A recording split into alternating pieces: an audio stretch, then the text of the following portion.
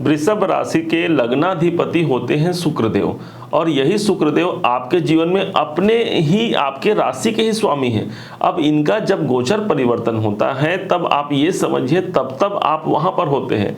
आपको ध्यान होगा कि शुक्र को क्या कहा जाता है, धन के कारक माने जाते हैं शुक्रदेव, और इसी कारण से जब धन के कारक अर्थात आपके लग्नेश की स्थिति जहां जहां पर गोचर के दौरान होती है वहां वहां आपको जानना जरूरी है कि उनका गोचर का प्रभाव आपके जीवन पर क्या क्या प्रभावित आप ला सकता है।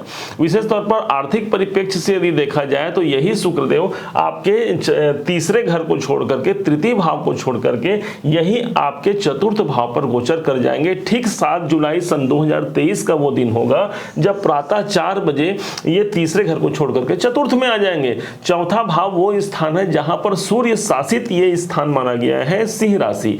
अब सिंह राशि को यदि देखा जाए तो वृषभ राशि से ठीक चौथे भाव पर इनका साम्राज्य माना गया है। अब शुक्र यहां पर आकर के इस भाव को कैसा फल प्रदान करेंगे, तो भाई शुक्र के लिए ये एक प्रकार से शत्रु की राशि है, परंतु शुक्र माना जाता है कि शुक्र जहां पर उपस्थित होते हैं उस भाव को सौंदर्यता से युक्त कर देते हैं, सुंदर बनाते हैं। मतलब आपके जीवन में चतुर्थ भाव को सुंदर बनाएंगे।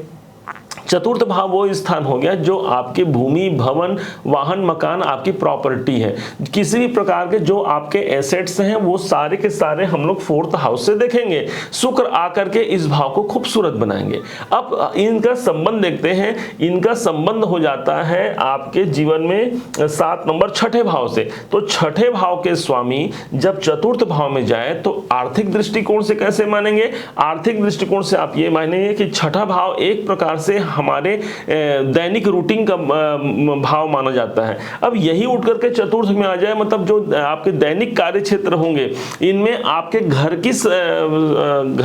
के आसपास या घर में आना जाना या पारिवारिक जनों से मेल मिलाप की संभावना को काफी बढ़ा देगा। यदि आप इस समय पर प्रॉपर्टी से जुड़ा हुआ किसी प्रकार का लोन लेना चाहते हैं तो इस लोन को भी शुक्राचार्य देव यहां पर आपको देने में यहां पर बाध्य होते हैं, क्योंकि छठा भाव हमारे लोन का है। अब विशेष बात आप ये समझिए कि इन्हीं के साथ में मंगल देव भी अभी विराजमान है गोचर में। तो जब मंगल भी इसी स्थान पर है इसका मतलब मंगल स्वयं लोन के कारक माने जाते हैं, हमारे कर्जे के कारक हो गए मंगल देव। तो इसलिए यदि आप किसी प्रॉपर्टी या किसी भी कारण से कोई लोन की आप प्रतीक्षा कर रहे हैं तो उसे मिलने की संभावना। अब चूंकि चतुर्थ भाव यहां पर प्रभावी हो गया है, ठीक ये अब समझिएगा कि ये 7 जुलाई से तो ये प्रवेश करेंगे, परंतु 23 जुलाई सन 2023 का वो दिन होगा जब ठीक प्रातः के 6:01 पर यही शुक्राचार्य हो जाएंगे वक्री। वक्री स्थिति मतलब उनकी कार्य क्षमता में 3 गुना की वृद्धि, तो सुखद वातावरण में 3 गुना की वृद्धि। किस भाव के स्वामी हैं? आपके लगन के मालिक हैं, और लगन के मालिक चतुर्थ में गए हैं। मतलब आप कहां चले गए? आप चले गए अपने घर पर, और घर पर रह करके एक शांति का वातावरण, एक सुखद अपने आपकी अनुभूति आप ये समझ सकते हैं। मतलब मतलब ये आप घर में आप रुक सकते हैं, आप ऐसा समझिए। अब यही स्थान आपकी माता का भी है, तो शुक्र स्वयं प्रेम है, तो आप ये माने कि माता के प्रति लगाव की भावना को बढ़ा देगा, उनके आशीर्वाद से धन की प्राप्ति को बढ़ा देगा। निश्चित मानिए इसे, यदि माँ घर में है तो उनसे आशीर्वाद लेकर के आप आर्थिक परिप्रेक्ष्य से अच्छा बन सकते हैं। और यही नहीं, शुक्रदेव आपके लग्नेश बनते हैं, इसलिए चतुर्थ में आकर के वो एक अच्छा फल देंगे। परंतु बात यहाँ समाप्त नहीं हुई। जैसे ही ये डेट आएगा 23 तारीख से तो ये वक्री हो जाएंगे और वक्री स्थिति में यही बनेंगे। लेकिन जैसे ही 7 अगस्त 2023 का वो दिन आएगा जब रात्रि के 11:32 पर ये आपके चतुर्थ भाव को छोड़ करके शुक्रदेव तीसरे भाव पर पुनः फिर से वक्री स्थिति में तो रहेंगे और एक भाव पीछे का फल देंगे, मतलब एक भाव पीछे चले जाएंगे गोचर के दौरान। मतलब एक साथ 2 राशियों को ये कवर करेंगे।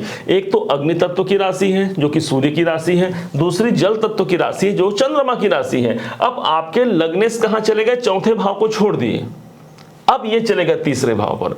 तो ठीक ध्यान दीजिएगा कब तक रहेंगे, तो 7 अगस्त से ये वक्री हो रहे हैं और 4 नवंबर तक। तो मोटी मोटा आप ये माने कि 1 महीने तक ये पुनः फिर से आपके तीसरे घर पे रहेंगे। इस दरमियान आपके लगने से भी तीसरे घर पर जाते हैं और यहाँ पर चंद्रमा की राशि पर जा रहे हैं, तो एक प्रकार से साहस में, आपके पराक्रम में एक शांति का माहौल आ सकता है। यदि आप बहुत एग्रेसिव स्टैंड पर हो सकते हैं, मतलब हैं तो आपको एक शांति का वातावरण यहाँ पर देखने को मिलेगा। किसी प्रकार से स्वास्थ्य में यदि दिक्कत परेशानी का सामना यदि आप कर रहे हैं तो यहाँ पर आकर के शुक्राचार्य जी उस भाव को भी अच्छा बनाएंगे, क्योंकि आपका लगने से सीधा सा आप ये समझिए, हम धन की प्राप्ति कहाँ से कर सकते हैं, कौन देगा भाई हमको धन? तो आपके सबसे बड़े प्रोडक्ट आप स्वयं में ध्यान रखिएगा, वृषभ राशि। वृषभ राशि में वो क्षमता है कि वो अपने आप में एक प्रोडक्ट है और स्वयं के द्वारा वो धन को आकर्षित करने की सबसे ज्यादा क्षमता आप में स्वयं होती है। जब ये साहस भाव पर जाएंगे तो यदि कोई आप प्लानिंग बना रहे हैं तो उस प्लानिंग को पूरा करने का एक योजना आपके जीवन पर आ सकता है। तीसरे भाव पर आकर के प्रेम, भाई बंधुओं के द्वारा भी आपको धन की प्राप्ति की संभावना बन सकती है। भाई या अपने रिश्तेदारों से किसी प्रकार से कोई समस्या है, कोई विवाद है, तो उन विवादों में भी एक शांति का माहौल यहाँ पर क्रिएट होगा, क्योंकि चंद्रमा की राशि पर शुक्र है।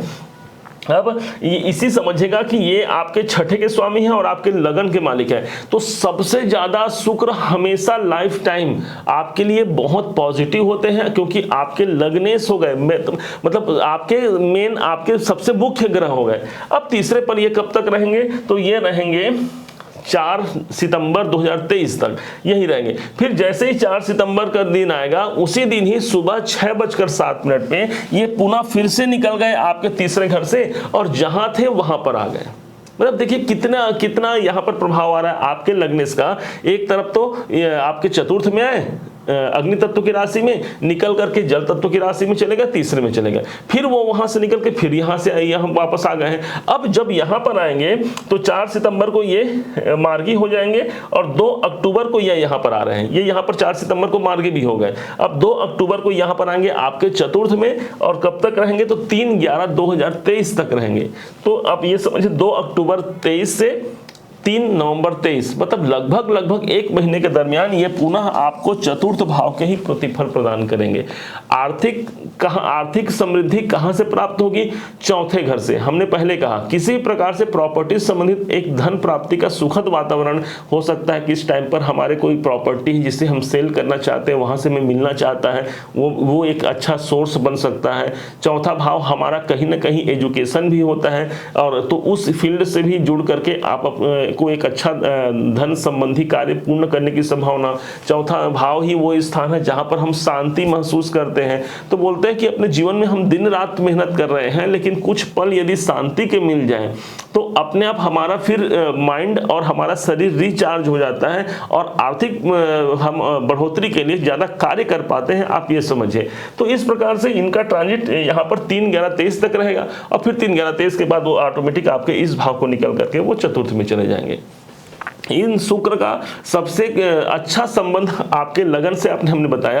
तो जितना अधिक अपने आप को आप सजा सकें, संवार सकें, खूबसूरत बना सकें, अपने आप पर ध्यान दे सकें, उतना ही आपका शुक्र बलिष्ठ होगा लाइफ टाइम। आप ये समझिए। और इस टाइम पर तो आपके साहस, आपके पराक्रम भाव पर भी चलेंगे और आपके सुख भाव पर चलेंगे। इसलिए मुझे उम्मीद है अधिकाधिक आपके इस ट्रांजिट का प्रभाव आपके जीवन में सुख की वृद्धि और आर्थिक दृष्टिकोण से इसे अच्छा ही आपके लिए लेकर के आएंगे। उम्मीद है आपने सबने इसे समझा होगा। यदि सबने आपने समझा है, जाना है, मेरे समझाने का प्रयास यदि आपको सार्थक लगा है, तो हर बार की भांति इस बार भी अपना प्यार भरा लाइक और कमेंट करना मत भूलिएगा। और अभी तक यदि चैनल को आपने सब्सक्राइब नहीं किया है तो सब्सक्राइब कीजिएगा।